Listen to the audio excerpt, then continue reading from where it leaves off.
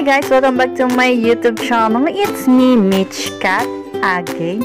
So, kung di ka pa nakaka-subscribe sa channel ko, please subscribe and click the bell button para updated ka sa mga video na susunod kong i-upload. Yes, so for this video, magagawa tayo ng isa na namang patok na patok pang negosyo.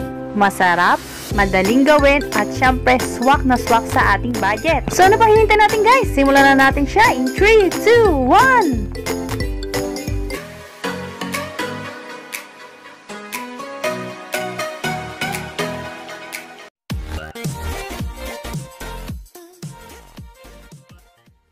So, sa isang kasirola, ilagay lang natin yung ating jelly powder na meron tayong tatlong kulay, which is yellow, red, and green.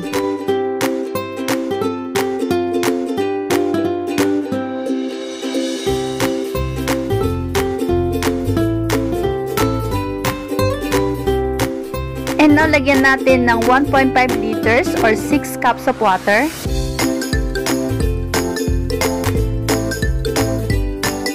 Haluin mabuti para matunaw o ma-dissolve yung ating jelly powder.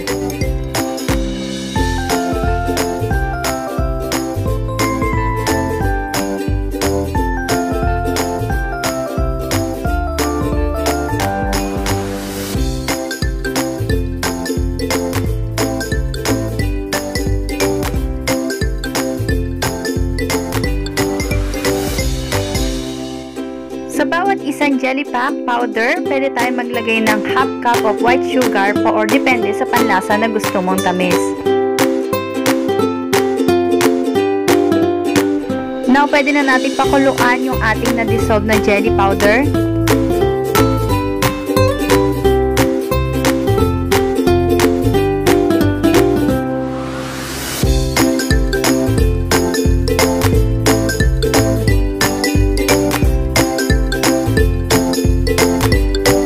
Once na kumulo na, pwede na natin siyang alisin sa ating apoy.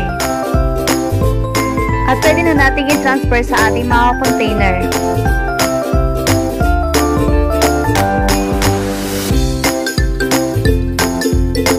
So wait lang tayo ng mga 30 minutes hanggang sa tumigas yung ating gulaman.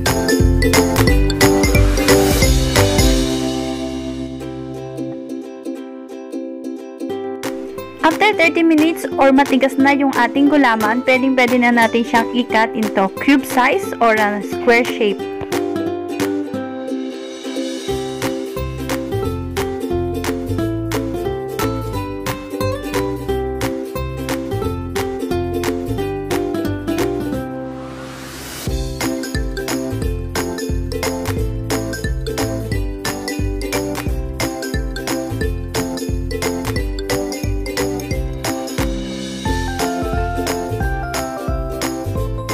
And now, iset aside muna natin yung ating mga jelly.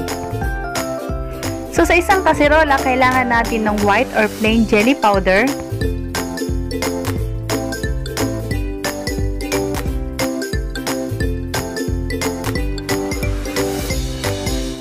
At mag-add ng 6 cups of water or 1.5 liters of water para matunaw yung ating jelly powder.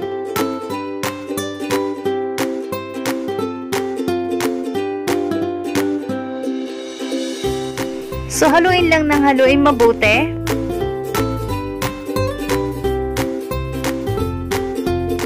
Now, pwede na tayo mag-add ng half cup sugar. Pwede mong dagdagan or bawasan, depende sa tamis na gusto mo. Haluin lang ng haluin mabuti at pakuluan ito. Para sa plain or white gulaman, mag-a-add tayo ng half of can ng ating evaporated milk. Optional lang naman tong ating evaporated milk. Pwedeng meron, pwedeng wala. Depende sa lasa na gusto mo.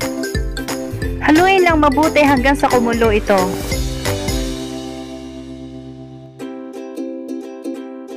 And now, kompleto na yung mga gagamitin natin. Palamigin lang natin ng konti yung ating plain gulaman.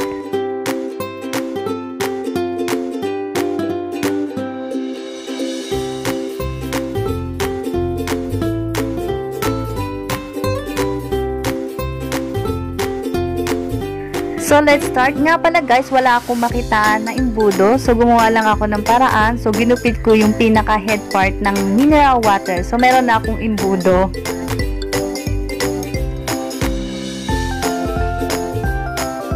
Depende sa inyo guys kung ano yung gusto nyong pagkakasunod-sunod ng kulay ng ating mga jelly.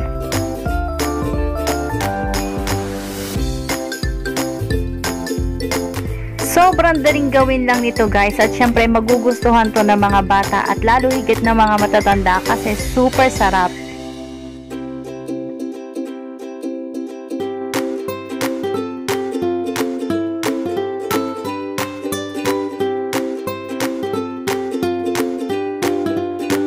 So sa isang planggana naglagay ako ng water para doon natin ilalagay yung ating mga finished product para hindi siya maglagkit.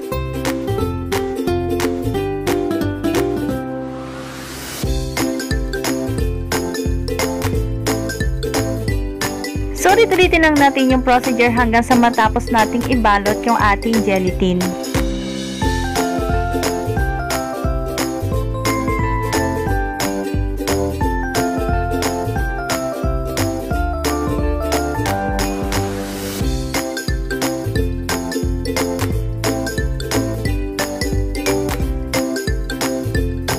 Interesting, diba guys? Super patok na patok pang business at talaga namang kikita ka.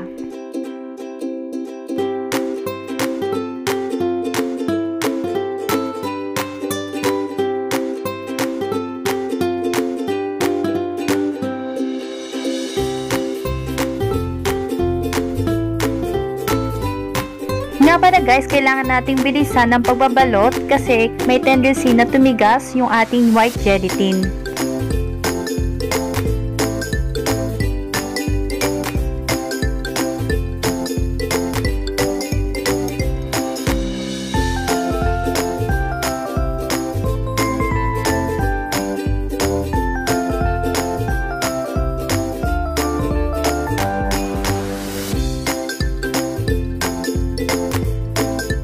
So sa 4-pack ng Mr. Gulaman, nakagawa ako ng 87 pieces of ice jelly.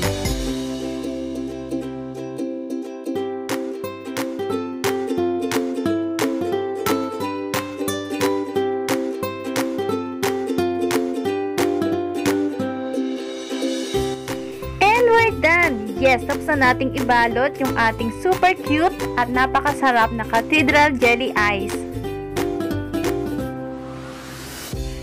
So, kung nagustuhan mo ang video na to, don't forget to give me a like, comment, share, subscribe, and click the bell button para updated ka sa mga video na susunod kong i-upload.